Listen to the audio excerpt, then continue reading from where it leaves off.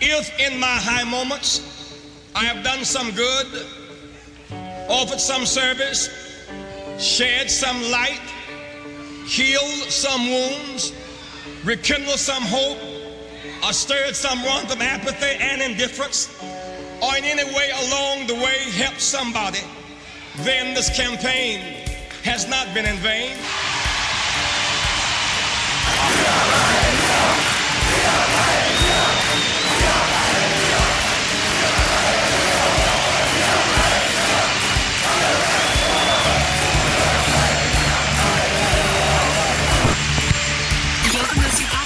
With your host, Andrew Gordon. Welcome, Sarah Girard, to the show, and I'm currently speaking to you out of your base, which is now NYC. Yes, I am live here in Brooklyn right now. Big up the Brooklyn! Blah, blah. Yeah, so happy to be here. Thank you so much for reaching out and inviting me.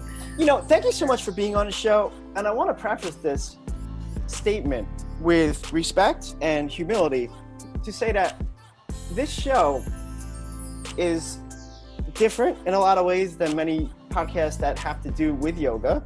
But to have people like you come on shows that even people that are so versed in the practice and in their teaching of it understand, or I believe understand what I'm doing, to come on. And that it doesn't have to be a certain type of show to get such experienced yogis that they'll still come on the show too. So it for me, it feels good to have someone like you on. And of course, I'll get to all of your experience for people that aren't familiar with you, but you have a very well-versed background in this practice and truly respect it. And I respect you and your path. So I just wanted to make a statement about that I appreciate it. And it gives credibility from the yoga standpoint that really polished yogis and people who are true to this and live it and really make a life out of it have been and still come on the show, as well as other guests who are from other avenues, and we do different takes on all different things. It's about life in general, which to me, yoga is life, life is yoga. So there's a natural weaving of the two. Absolutely. Thank you so much. That's really kind of you. I appreciate it. And you know, the appreciation is mutual. And I do respect what you're doing in showing the approachable nature of yogis and a yogic lifestyle, that we can be humans in this modern world and also have a very mindful and purposeful, existence. So I think that, whenever we come from a place of authenticity, of really who we are as human beings, that is always going to be an essence of truth. And so I think that, you're sharing something that is really exciting. So thank you for having me. I appreciate it. Well, you grew up in Venice, California. So would you say that you are still a Cali girl, or up to a New Yorker, or are you coastal? Yeah, actually, it's so funny that you asked this. First off, I was talking to a client yesterday because I've celebrated 5 years here in New York City now. I was going to ask you about that, but thank you. Congratulations. Thank you. So like, well, you're officially a New Yorker. And I was like, oh, I don't know if I am. I think Woody Allen says 10 years to be officially a New Yorker. My heart is always going to be in LA, in Venice Beach, specifically where I grew up. It was interesting growing up there. It's always changed. As both cities have changed a lot in the past few decades. Totally. Venice is right, and Brooklyn, and Venice is a very different place than when I grew up there. How so? And when I go back and visit, well, there's always an element to Venice that I love. That's a little scrappy.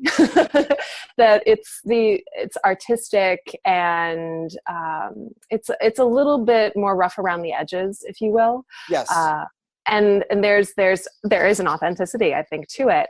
And, in the past 10 years, a lot of big companies have moved into Venice because they love that kind of authenticity, that grit of Venice, and also the affordable, places to live next to the beach. And so things have just shifted, I think, in some ways for the better, and in some ways it's making it a little bit difficult for, in terms of housing and that kind of thing in Venice.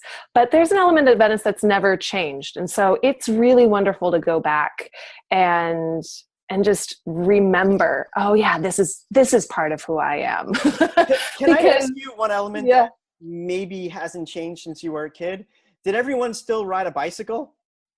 Yeah. It seems like you need a bike there. And that's because I watched this show with Will Arnett on Netflix. There was like one, Flaked. Oh yeah. Yeah, and it was in Venice and he rode a bicycle. And it's like, yeah, I mean, he's got a bike there. It is kind of nice to get around on a bike, truthfully, because if you live on the west side of Los Angeles, you have to get into your car to get anywhere else, right, in LA. Yes. It's a bit far to go anywhere else. So that when you are in Venice, like, can we just get rid of the cars and just be on a skateboard or be on a bike or, you know, low emissions transportation is great. And they have this really amazing thing now in Venice. It's called, what is it called? Oh, it's a scooter system. It's not Razor, because what is it? It's Bird. It's called Bird, I believe. What's up with that? It is incredible. It is geo coordinating where these scooters are, and you have an app, and there's no docking stations or anything. You just find one of these Bird scooters on the side of the street, and then you can use it, and it tallies, you know, how long you're on the scooter for a couple minutes or whatever. And then you just drop it off wherever you are. And it's kind of like City Bike. We have City Bike here in New York. It's kind of like a bike sharing program, but it's for scooters. So it's great for tourists visiting who don't have something, or if you're just wanting to like jet around the area. Because Venice is, I mean, it's not necessarily totally walkable. Like if you want to get from one end to the other, you know, efficiently, you take some wheels. Let's give it up for Bird. Bird, yeah. I get no money through endorsing this. Bird is the word. I just thought it was really cool. Yeah. I think I talk about so many things without getting paid. I just make a list of things that I said and like be like, yeah, look, I mentioned you like 3 times in this episode. Yeah. And it's just paying it forward. It's just showing the good love, you know? This is true. Well, before we go any further, because you had a question for me. I did. It has to do with the intro of the show that nobody's ever asked. And before we move any further into your story, I wanted to give you an answer. And you can ask me the question because I want to save it for the interview. Yes. What is this? Because there's a speech at the beginning, and then there's a chant from a chorus of individuals. Yes. What is it that they are chanting?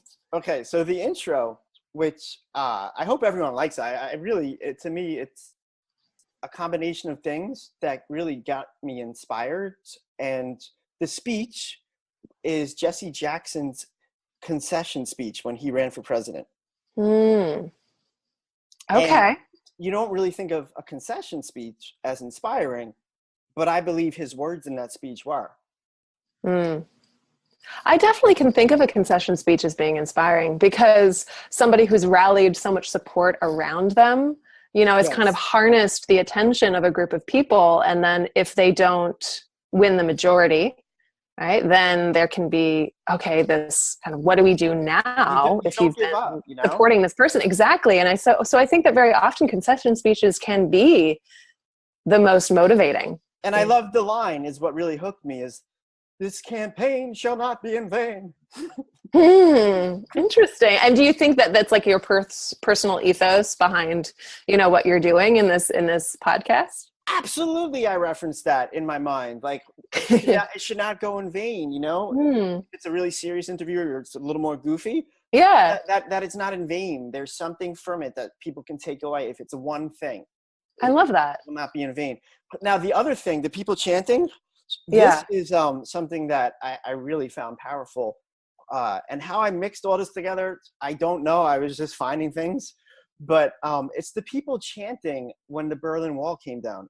And it's the people on the other side from chanting to the other side going, we're right here, we're right here. Oh, that's beautiful. Yeah. I love that. It's such an image of unity. Yeah. So those two things were really, to use your word, ethos is the truth of why I use them, because I do feel it's in alignment with my vision for the show, is unity, and that it won't be in vain. Amazing. Yes. So this campaign shall not be, and Jesse Jackson's known for rhyming, he's like the Dr. Seuss of politicians when he was in politics, Yeah.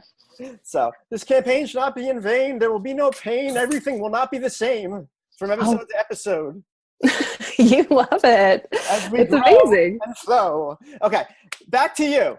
No Childhood, growing up in Venice, and thank you for asking that, because I just was waiting instead of putting it out there for someone to ask me, and that's what it is. I'm so glad that I did. I'm so glad that I asked it, because those two kind of quotes, speaks to truth and unity, which is a lot of, what I find personally and profound in the yoga practice, right? Yoga is very often translated, just easily as union or that joint, right? It is connectedness.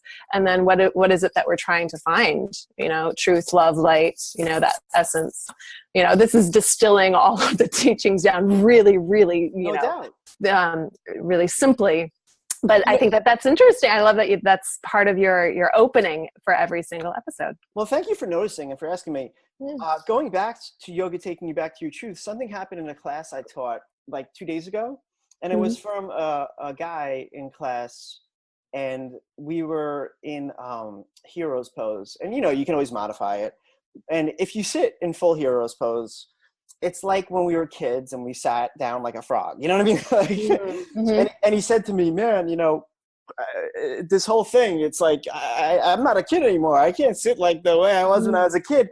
And I was like, okay, well, that's a physical, in my mind, a metaphor. But really, the other part are the layers of all this stuff through our lives that we peel away. And we come back to that essence of a kid being like unbiased, unfettered, and just clear. Oh, I love that. Yeah. I think that's so, so important to remember. We can get so separate from that innocence and unfettered nature as who we were in our essence as children. And that sometimes the practice is about remembering, right, who we are at our most innocent self. And it is so important for us to remember who we are as children. And this is interesting because I've been thinking about this a lot too, in terms of my stories of like what my childhood was and my upbringing. Yes. I didn't even appreciate, I had no idea how good I had it when I grew up in Venice. Like literally a step and a jump away from the beach. I didn't know what the opposite was. I just took it for granted because I was a child. It was just, that was what was happening. In all fairness, Sarah, you had it good geographically, but you did have a challenge that most children don't experience in your childhood. You had a rare form of eye cancer, which made you spend a lot of time in a hospital. So can you tell me more about that time in your life, what it was like then, and then how it impacted your life all the way moving forward? Absolutely. And so I was about 2.5 years old, and my family started noticing that I was regressing spatially. So in terms of, a 2.5-year-old, they're a toddler, they're trying things, they're running around and doing things, but they started noticing that I would like run into walls or that I would reach for something and not really get it. And then they also noticed that my right eye actually started developing a little film over it, kind of like a cat eye. It started looking, like kind of sick. And so they took me into the doctors at UCLA, Jules Stein Eye Institute, and within the course of 2 weeks, right, everything just timing-wise worked out perfectly. That it was like the right doctor at the right time, right before his vacation, scheduled surgery. Wow. And they were like, yeah, it's called retinoblastoma. And it was cancer of the retina and very, very close to the optic nerve. And so, if it goes into the optic nerve, it goes right into the brain or, and it goes through the rest of the body. I had it unilaterally, so I just had it in one eye. Yeah. And they were able to remove the eye itself. Yeah. And within 2 weeks, from my parents questioning something to, 2 weeks later, I was basically cancer free. Like they had taken out the eye and they say, okay, we think that we've localized it completely. It didn't get to the brain or the lymph nodes. We think that we kind of think that we're in the clear, but it was back in the 80s, you know, and even putting a toddler under, you know, anesthesia back then was dangerous, right? They thought they could potentially kill me through just putting me out. Oh my God. And so luckily I never did need to go through chemotherapy or radiation because my left eye was healthy, but I did have to go through a massive series of tests. I was under a watchful eye, no pun intended, for many years, much through my childhood, like in the doctor's office, in the hospital, getting put under every month, every, you know, 3 to 6 months until I was about 12 years old. And so I grew up in and out of the hospital with a lot of friends, a lot of kids who were a lot sicker than me, truthfully. And there was this presence of, you know, mortality. That's kind of what I grew up with. And I was thinking about that yesterday, actually, of just like, what is the soul? Like we think of like our whole body, whole minded, whole spirited experience, right? Mind, body, spirit. Yes. Is spirit. And when I was a really young age, you know, when we start to question mortality or, you know, where did grandma and grandpa go when they die?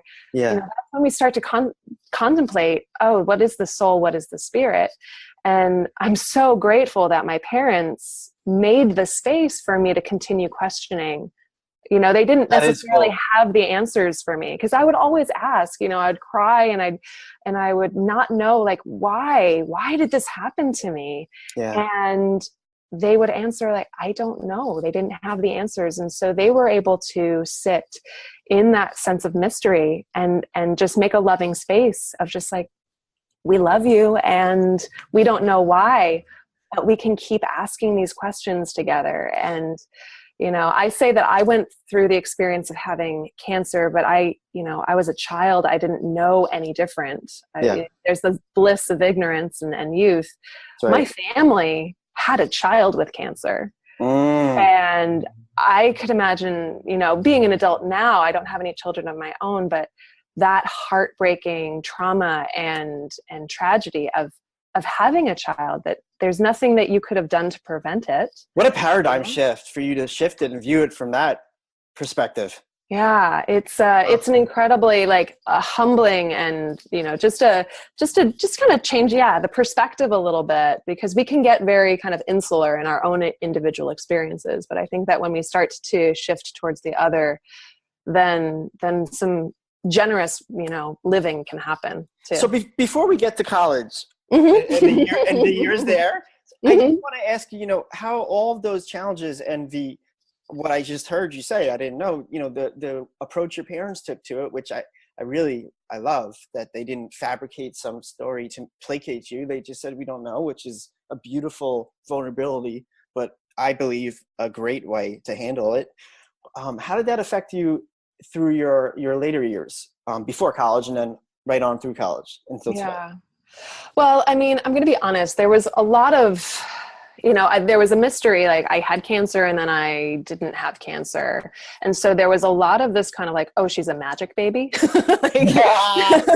that I grew up with. And I'm the youngest of my family. So there's a bit, right? So we're the perfect ones. So there's a bit of that kind of complex around, you know, the youngest one, and, oh, she lived.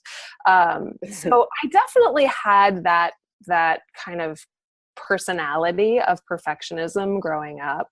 I was definitely voted like class perfectionist in middle school, and it was some stuff that like I've definitely had to kind of excavate, because when we you know, when we feel like we know everything, or that we have it all together, the truth is, in the underlying circumstance, we don't know anything. And we just don't want anybody to know that. Right? And we're putting on this protection, right, to say, oh yeah, I've really got it all figured out, when in reality, inside, I have no idea. To know is not to know. Exactly. To answer is to really find more questions. And so I definitely had that growing up. And I was a really active kid.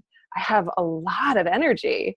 And so my mom was just trying to figure out, what would you do? Like, I gotta contain this child a little bit. I've got to steer her energy. And so I started dancing a bit because I'm terrible at contact sports. I'm terrible at catching a ball, at throwing a ball. Even being in the water, I love, swimming, but my brother is the surfer of the family. And I really felt like I needed to do something on my own. That was special. So I danced a bit. But then I also started practicing yoga when I was about 14. Now hold up on that. I promise you, I'm going to get back to that. Yeah. I want to save it. I want to move forward with the dance. And moving into college. You went to UCLA for musical theater. I did. So I'm going to ask this next question like it's a Broadway play. Okay.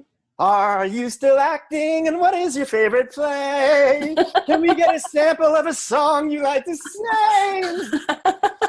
You're so theatrical. I love it. Yes. No. I actively. Sounds so much better than me. I actively took a step back about 3 years ago from auditioning.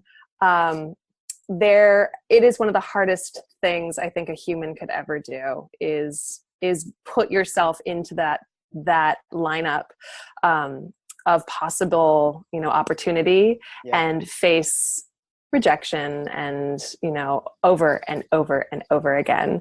And what I also found too in, my perfectionist nature was that I was so busy being an actor or fulfilling these roles for other people that I was like, hold up, I need a moment to just figure out who I am for me. And I have worked and lived, supporting myself in theater for about 10 years, out of college. It's something that I love so much. To me, going into a theater is like going into a church. A theater to me is a holy space because there's so much creativity and life and possibility that happens there. And it's, a sharing of the human experience. It's where we share stories, and stories is where we know about ourselves, how we learn about ourselves. And so I always feel that I will be connected to story and will be connected to the creative spirit. I've written and produced and performed a one-woman show, and that was about 3 years ago. And that was the last thing that I did.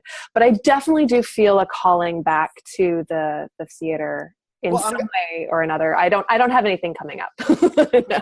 This is just an irony that you're into this, but I have a service where I produce other people's podcasts and edit the sound and the storylines for them. And one is called That One Audition with Alicia Oxley. She's an actress, but I love the freaking podcast. And I love that she's a client. I get to produce it and edit with these actors and actresses. It's like inside the actor's studio, raw. You know what I'm saying? It's like the reality show of inside the actor studio. It talks about a lot, auditioning and going through that process and what it's really like. One of the interviews I just edited, he's going to be on Westworld the next season, and I don't watch TV. Oh, I really am bad at that. Which is, I always tell Alicia, it's great that I don't know about that world because I can edit and create the storylines from my perspective as someone that's not jaded to the industry. Right. The guy, Neil Jackson. Okay. Neil Jackson was in the movie Alexander. He was in some Oliver Stone stuff. I don't know. Anyway, so he's going to be on the second season of Westworld, but he came out from England to LA and then he hit like a drought, right? And he's talking about this on that One Auditions podcast. And as I'm editing it, I'm listening, I'm getting so inspired that he was driving Uber and he had this big fear of, oh my God, I'm broke. And people that recognize me are going to see me driving Uber and all these egotistical fears, which I get, Yeah. And on his first ride that he picked up, it was like two of his best friends, these two guys that are married. And then they were on their way to pick up a third person who was leaving a premiere. And then she said, can you take us to Seth MacFarlane's house because he's having a party and you can be my plus one. He's like, nah, I got to work. I got more rides to pick up, Yeah. He went through that and just pressed on. And I just found that and he said all of his worst fears were on that first ride. Everything, the stories he told them in his head.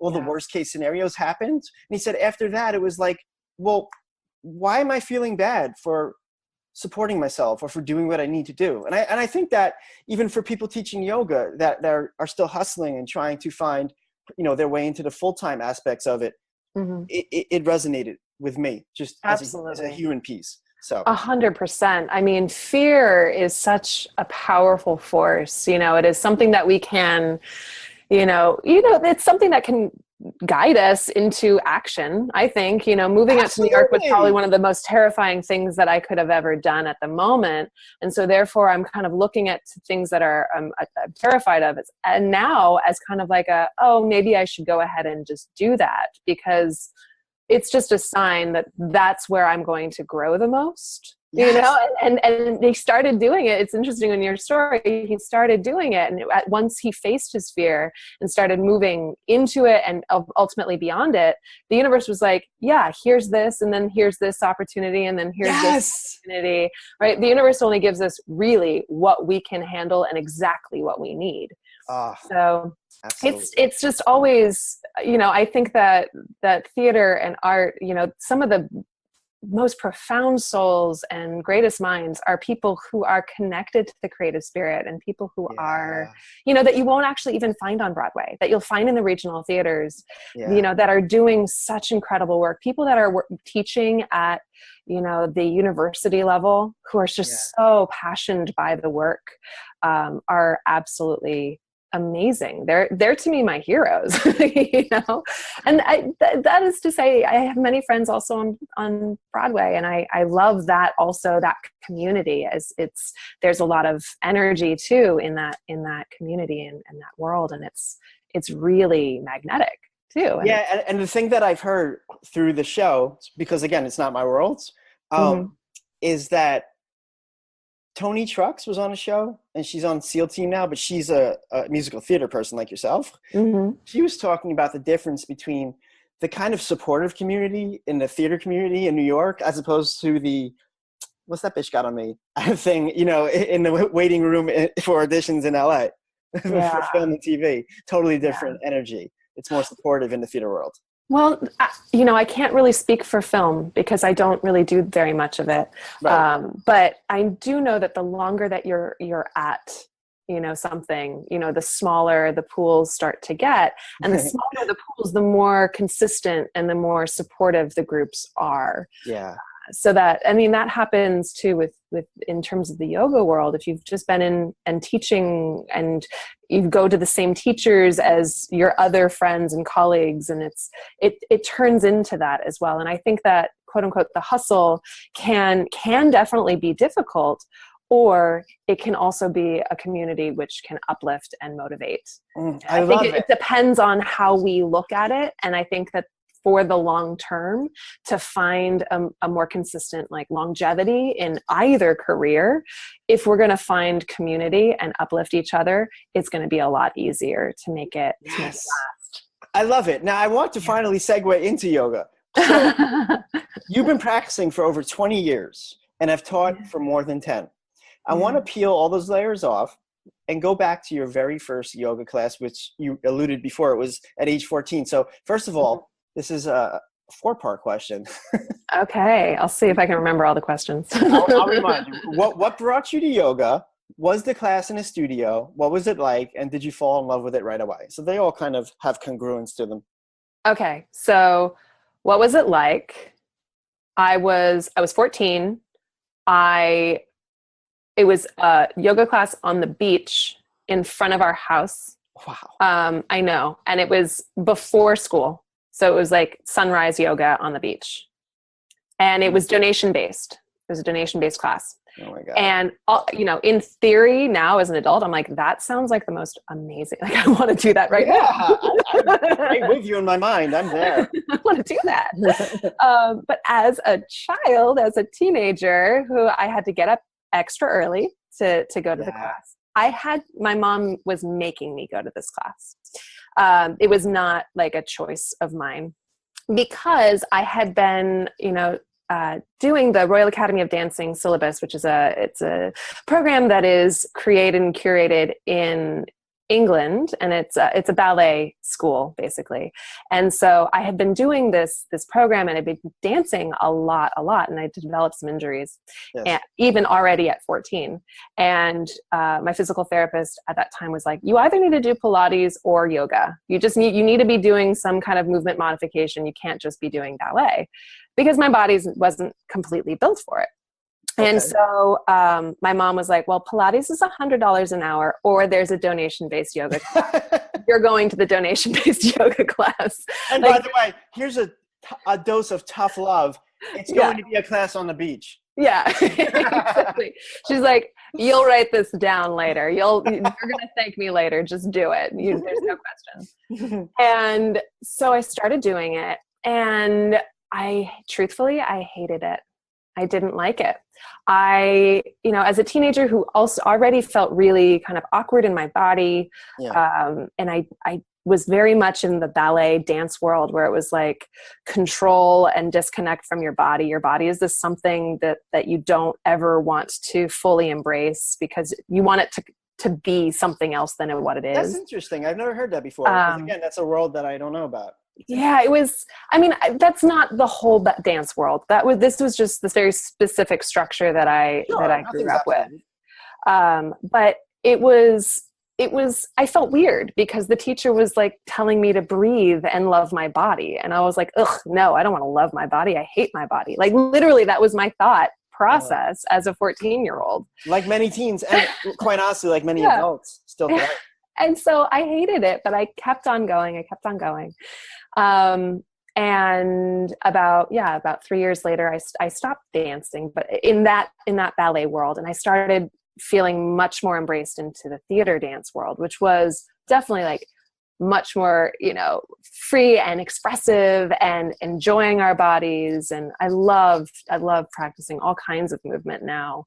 But it wasn't until I was actually in college, and I was in the wake of like my very first like heartbreak, depression, and that one of my friends again dragged me to yoga, and I had this kind of epiphany. That we have that moment where it's just like, oh, I'm home. Oh, I came back to my body in a way that like I had never ever felt before. I was familiar with the practice, and I was like, whatever, sure, I'll go. But that the moment that like I was there in Shavasana, where, you kind of go away and you're feeling disconnected, but completely absorbed with everything. And that experience, I was just like, oh, this is what I've been missing, this sense of connection to so just beautiful. Myself. And then I was able to like take that back into my work, into my auditions. And so from there I started managing studios. I just kind of hung around the studio until they gave me a job. And then I was doing, yoga and teaching yoga and performing for a very long time. Well, up until like 3 years ago, when I was just like, okay, I just need to teach yoga solely. Well, what was your style of training? It doesn't really matter to me, but I think to people listening, it would be an interesting question, just to see the first style that you learned. And of course, you can probably teach a million things at this point, but what was that training like? Well, I started at the Santa Monica Power Yoga Studio, because that was also a donation-based studio, and I could By the way, what's the best country in the world? The best country? Yeah. Is this a trick question? Donation. Donation-based yoga is pretty rad. Yeah, the best country is donation. Oh, donation. Yeah. Oh, I love that. Thank you. I'll be here all week. Try to Amazing. Take my wife. But I loved that. It was just like everybody was welcome. And so I really started practicing with those teachers. And my first teacher training that I took was at the Santa Monica, the National Yoga Institute in Santa Monica. It was on Second Ave. I don't think it actually exists anymore. It sounds you fancy. It sounds real fancy, right? But it was my first 200-hour teacher training. And, you know, I was in the very first class that did it, that the teachers had created this program. So we were all kind of bumbling together and creating the program together. So it was a lot of learning, Sure. of course, along the way. And that was kind of as the 200-hour, first 200-hour process is, it's kind of like, oh, this is the tip of the iceberg, right? Yoga asana is just one piece of this whole unfolding path. It's like, wow, there's so much out there. Absolutely. I wish more so people then I just knew that. Right? I know. I think that, well, you're helping. You're helping people learn that. I'm trying. I mean, we talked yesterday on a podcast I did with Aaron Ward about, I was seeing a lot of people on Instagram more and more. I'm a self-taught yogi. And I'm like, huh? Yeah. We're like, how is that? Like, okay, so you learn the poses and you can kind of, I guess, read about stuff, but you really need a guide. I don't know. Like, it's just, whatever. If it works for someone, cool. More people doing yoga is great. But the process of teacher training is so transformational on so many levels. Exactly, on so many levels. And I'm so grateful I'm going to be assisting the goddess, Jody Rufty, here in New York City for a Yoga Works teacher training now in June. And it's an intensive. I'm so excited for that because I know that I'm learning still through the teaching process. And yeah, I mean, you brought this up, this whole kind of teacher-student mentality. It's a relationship that is very kind of fraught with a lot of different experiences. Yes. Throughout the years, and there's so much information that's available online now, right? I have classes online, like I do things every week. There are ways in which we can access people all the time, but there is something to be said about having a very specific relationship with an instructor whose eyes are on you, who has your focus, who can be a mirror, right? All of our relationships are mirrors. They show us where we shine and where we are a little, dull, or where our shadows are, And so I think that's a great analogy. I thank you. I've heard it around. I didn't create it. But I think Justin Timberlake song. Most likely, you're like, oh yeah, you're my mirror. Like you're my mirror. But I think that relationship is so important, and I've had so many different teachers along the way, and for some time I actually even prided myself in not having a guru. Like I don't have a specific teacher that I put on a pedestal, that I idealize. That's because you're a teacher and you know that you wouldn't want someone to do that to you. I guess. I mean, I think it was just part of me just being a contrarian and, really pretending that I knew everything. Like, oh, I don't have a teacher. But like, really, I practice with, I see so many different teachers, and I see the people that I work with, both privately and in my public classes, as my teachers, as really ways in which I can start to learn through them. And I practice here in the city with Nikki Costello, and she's been teaching for 20 plus years. And I value her perspective. And I think that that's what's really important too about finding a teacher, because I understand I'm not going to be the kind of voice that everybody needs to hear, right? I think that was part of the pitfalls that I fell into being a new teacher, was that like, I just want to teach everybody. And it's like, no, I don't think I'm going to be for everybody, truthfully. But it's going to take a while, right? To find that teacher that kind of speaks on your frequency, that uses words that really resonate with you. I say, give a teacher like 2 or 3 classes before you make a decision about them. I agree.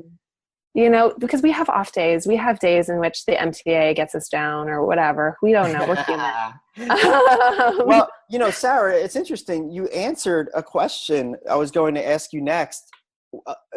A piece of advice you could give to a brand new teacher. If you want to add to it, by all means do so. But you said, don't try to be everything to everyone, because you can't, and you should just find your own voice and be yourself. So I thought that was a beautiful answer to that question, if I were to have been prompted to you, but you kind of answered it organically. Is there anything else you'd like to offer advice-wise for someone just starting? Now, you've been teaching for a long time, so a brand new teacher. Yeah, for a brand new teacher, I just say, welcome to the journey.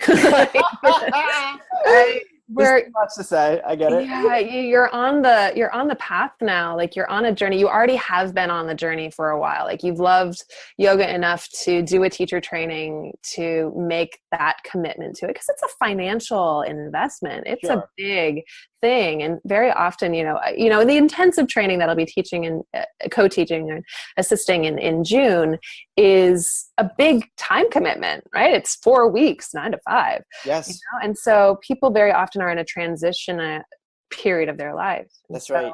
If you just finished your first 200 hour, just say, welcome. Now you're on this journey, you're on this path. And there are so many teachers out there now. Yep. Right there, and that have had the 200 hour level, and we can start teaching technically at that 200 hour level, but I would say keep learning, right? Yeah, you have like going. I think in one of your notes I picked up, it's like 1,000 continuing at hour. You're at the 1,000 hour level, which is it's not really the number that's important to me. It's your dedication to continuously learning. Yeah, and I think that's what makes us interesting. It makes me interested to go to a teacher's class if I know that they are constantly inquiring and constantly learning, because that's what it's about. Teaching is just assisting other people kind of making their own discoveries.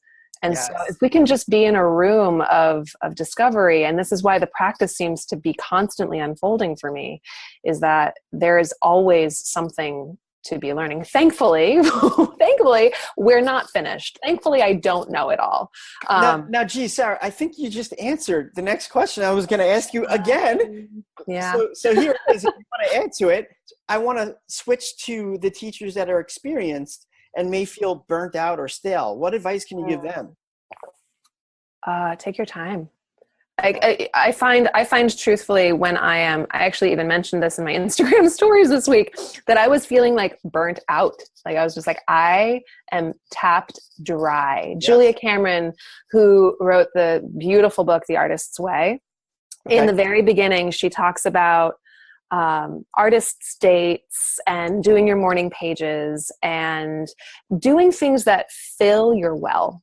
And I think that is so important for artists, for people who are, making creative connections and stories in their lives, but also for teachers. Yes. That there's so much that we're offering for people in the room, and bringing our energy and bringing every single thing that we have physically, mentally, emotionally. And if we're feeling tapped dry or burnt out or just like, I'm over this practice, I've figured it all out, there's probably just a moment, if you take some time to fill your well, to do that which, is enriching in your life, that's nourishing, physically, like what feeds you, but then also like being around people that are exciting, looking to the wisdom texts. Like there are always wisdom texts out there to look at, to research. And it's Bhagavad Gita. Yes, it's the sutras, but I think for modern yogis, it's like, there's so much that's possible that's at our fingertips. There's so many amazing books out there. It's just taking time to keep investigating. That's a great answer. Because ultimately, like teachers, we want to be coming from a place of abundance. We don't want to be tapped dry. And trust me, like living in New York City is a grind. It's so hard. It's one of the reasons why I moved out here. I was like, I'm feeling a call, because in LA, it's really easy to be meditative and chill, right? When you live next to the beach and it's beautiful and it's 72 degrees and sunny every day. Yep. And I was like, there's a need in New York City. Like, so I do a lot of corporate work too. I go into big businesses. Absolutely. To like just get people to take a moment to quiet, and I was like, if I can just do this for like, if I can get somebody to just breathe for like 3 minutes in the center of downtown, New York City, then I'm like, that's good. That's enough.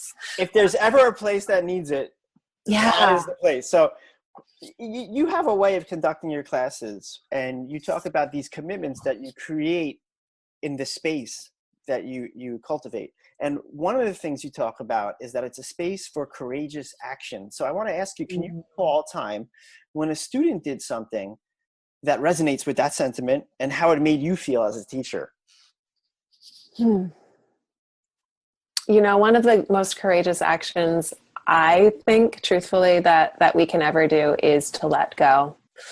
Yeah. It's so hard. It's so hard. I was working with a client last week, actually, who has a case of what we now know and we call lovingly yoga butt.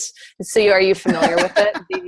The overextension and the inflammation of string attachment. Yeah. So, hypermobility and kind of working, in a very kind of unidirectional way can create imbalances in the body. And so therefore she's had, yoga butt.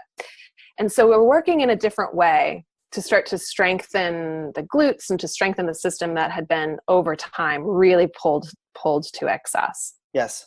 And when we create this kind of imbalance in the body, right, overworking one area, like creating a laxity, then another part of the body to compensate will create kind of a hypertonic quality of just like over tightening. Yes. And so the way that we were working, we were working to train the areas that was really lax, but then also to train the muscles that were hypertonic to soften a little bit, to let go. And I was talking and talking and talking. I was like, okay, we're creating the structure in which you can now safely release into. And she wasn't getting it. And I was like, okay, we'll just keep on playing around. And she's like, I'm so scared. I'm so scared that I'm going to hurt myself. And This is where the relationship of teacher and student is really important, right? When we can start to really trust the teacher, is like, okay, because I'm me as a teacher, I'm trusting the technique, the lineage, all of the education that I've gone through, all of my experience, and personally knowing that I've had to do this work with my hips too. Yes. Like I was like, okay, I'm trusting my lineage. I'm trusting this work. I know that I'm taking you into the best possible place for you. I love it. She just started to trust.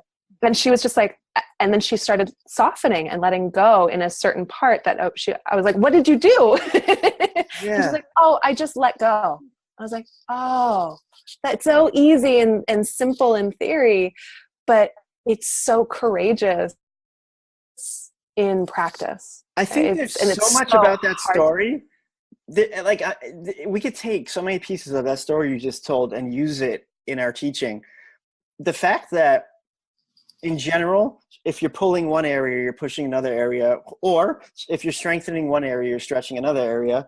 And you broke it down in your specific teaching situation in a lot more detail than I just did. But the basic premise, and also something that's such a mental concept, how it applied to the physical of letting go. It was there were so many layers to that story, which was just awesome. I didn't want it to go unnoticed. I really wanted to stop for a moment and pause on that.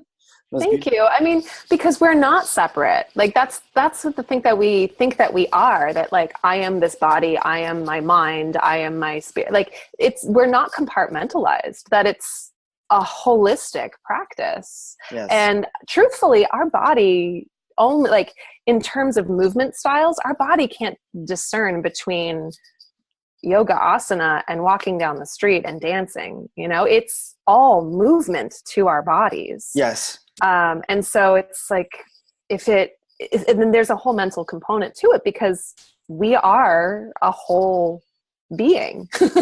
Yes. So yeah, it's integrated.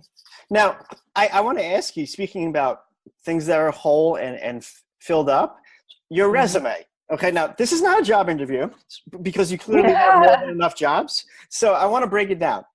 You're the National Director of Meditation Programs at Bootcamp Republic. So first of all, what do you do in that role, and what's your favorite part about it?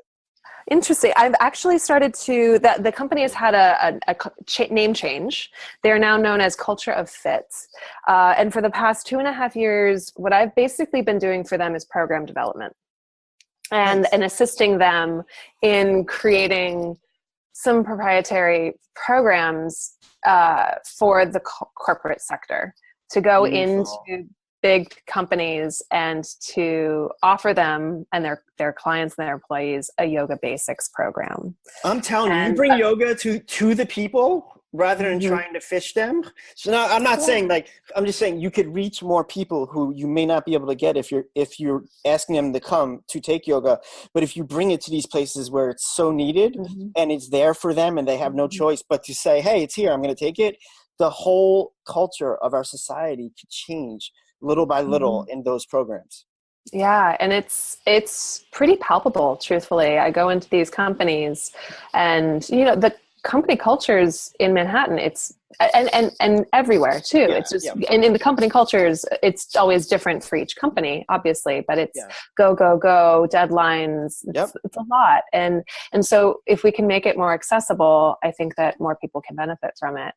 And what I found too, as an individual teacher, that it's easier when I have, say, a company kind of working as the agency to place into companies. It's easier for company to talk to each other as opposed to me, individual, talk to a company, through the HR program and everything like that. I did that. I got a few corporate gigs by reaching out. And conversely, I also worked for a company like yours on a smaller level locally that did it for me as the agency. And certainly reaching out on your own, you have to be very diligent.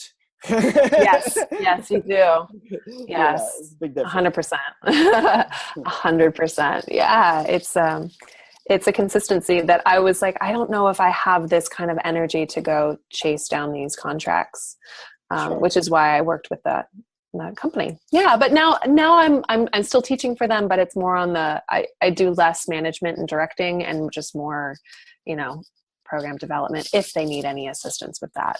Well, thank you for sharing that information about the company and the work that you do with it, because I wasn't clear, but I wanted to know. So I'm glad that the audience at least gets to hear it as well, because I think it's great to bring that to people who need it, who may not seek it out. You teach at Equinox in NYC. You've been there for over 5 years. So what makes that studio so special to you to be there as long as you have? I teach at both YogaWorks and Equinox in New York City. And I teach at actually 4 different locations at Equinox. Good Lord. There's so many different locations. I think they have like 30 locations in the greater New York area. It's massive. But what I've really discovered and loved is that there is a beautiful need.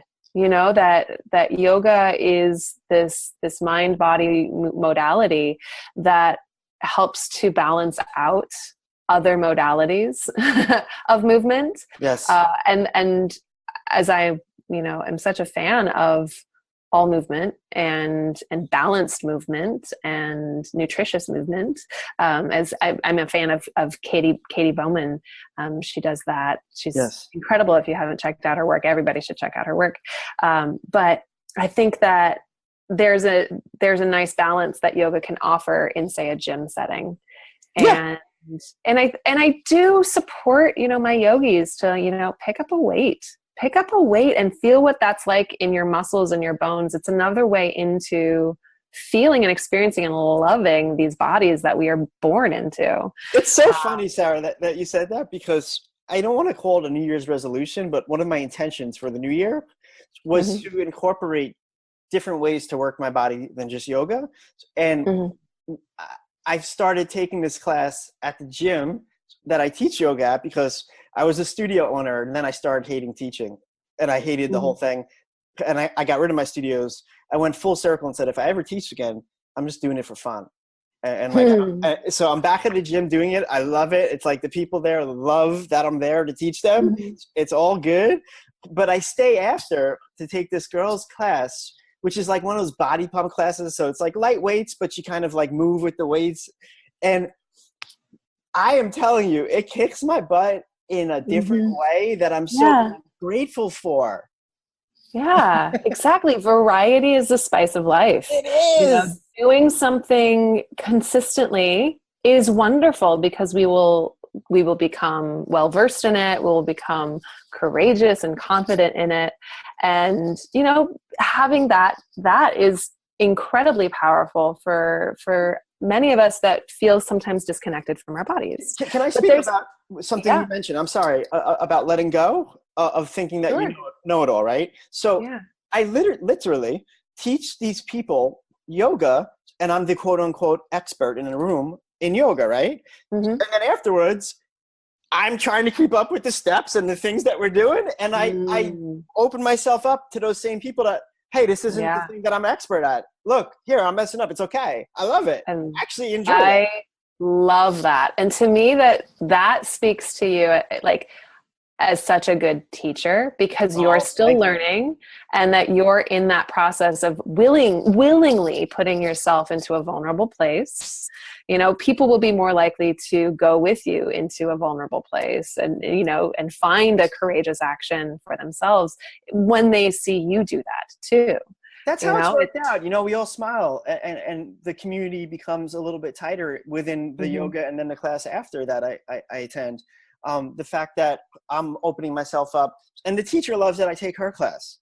Yeah. And support. It's creating community. It's creating, you know, connectedness. And it's, there's communal experience. I love that you're doing that. That's fantastic.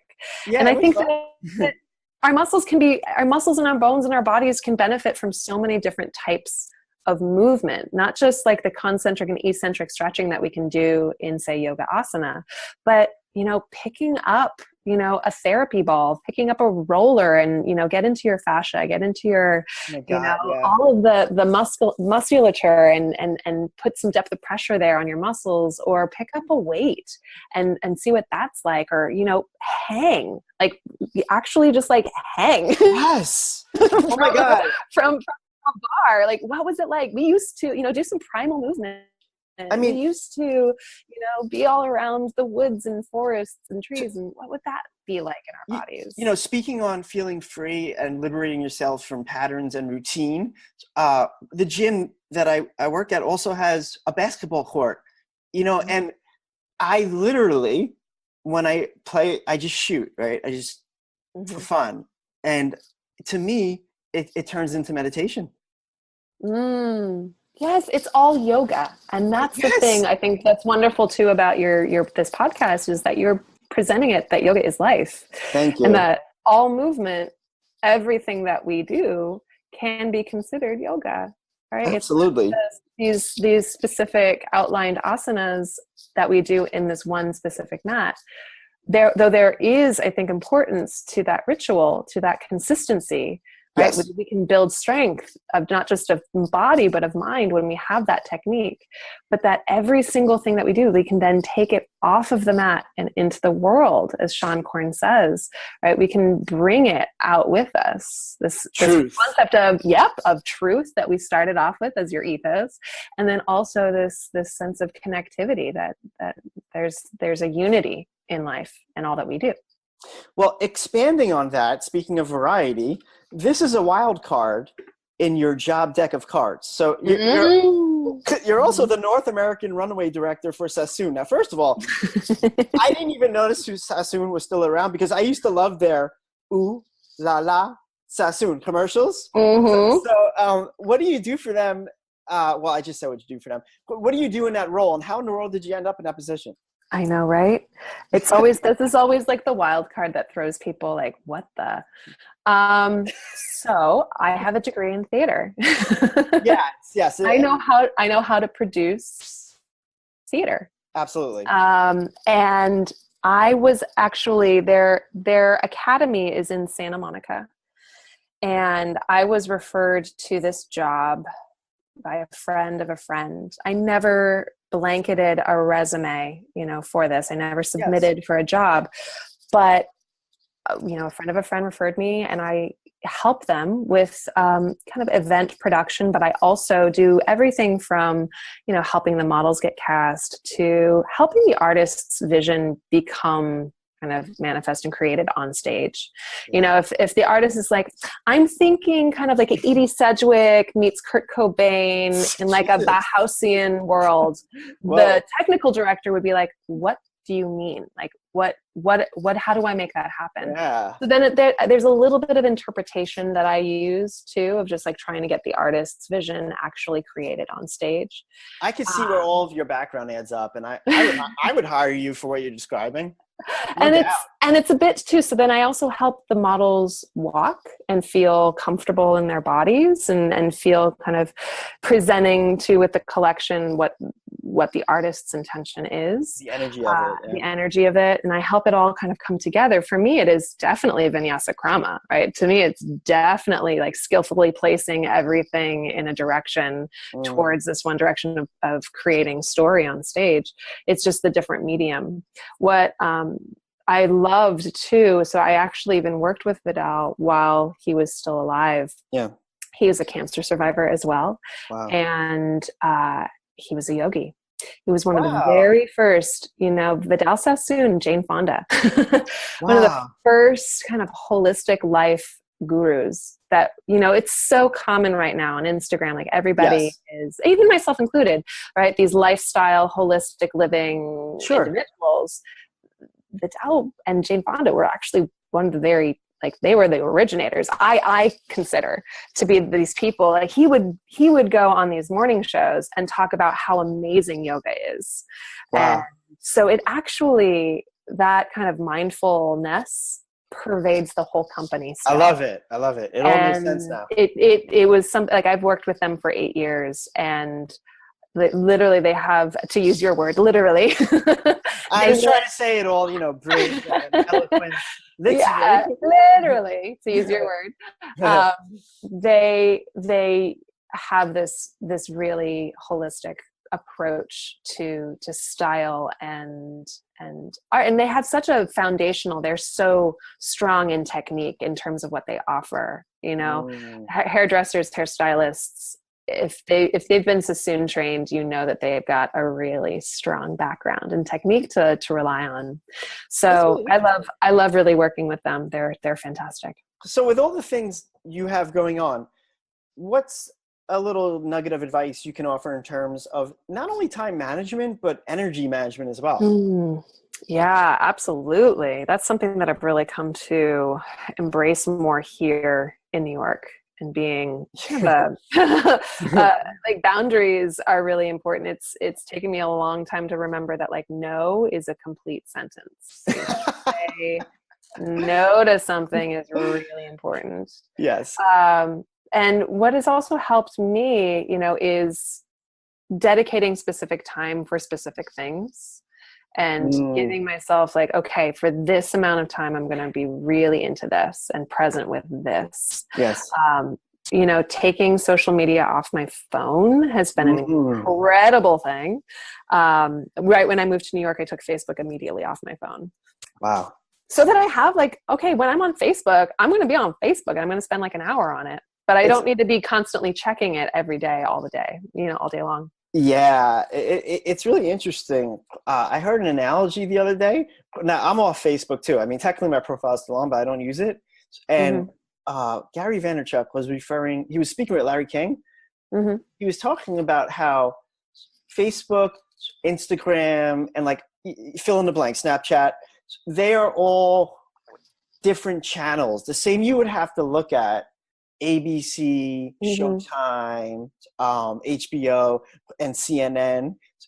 So in other words, the way you deliver your message on each of those platforms would have to be different, because you wouldn't deliver your message the same as you would on CNN as you would Good Morning America on ABC. Right.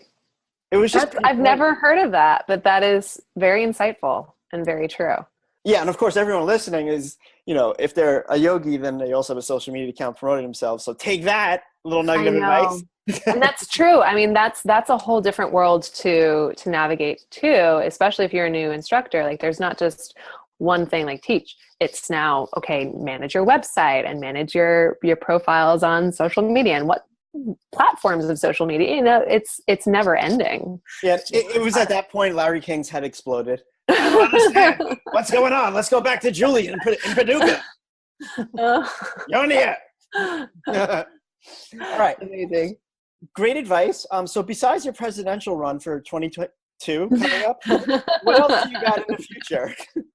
No, I'm really excited about my retreat that's coming up in July. Oh, I'm so Tell excited. me more. Yes, we're going to be going to Nicaragua. So as I said, my brother is the surfer of the family, and he's kind of been an expat a little bit down in Nica for almost 10 years now. So this is going to be my 5th Nicaraguan yoga retreat. And I'm so excited, especially this time of the year where it's just gray and we're waiting for the trees to bud here in New York. I'm just aching to get back to a beach. But that's going to be at the end of July and the beginning of August. All the info is on my website. And we'll link that up, okay? That's of course on the show notes. We'll guide people to you.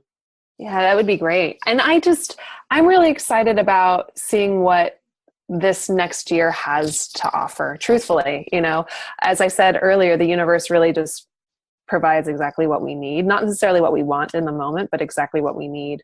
And I've just been working on increasing my offerings for people online to welcome in more people from more of my previous students from California to practice with me online. I do live streams each week on Thursdays, which are available completely free if you practice with me online as it's happening, but then it's available for replay for a very minimal cost. And that's through the platform sociallive.tv. And if you've never heard of them, they're really awesome. They're a new startup just out of London, actually, that they're doing some really awesome work.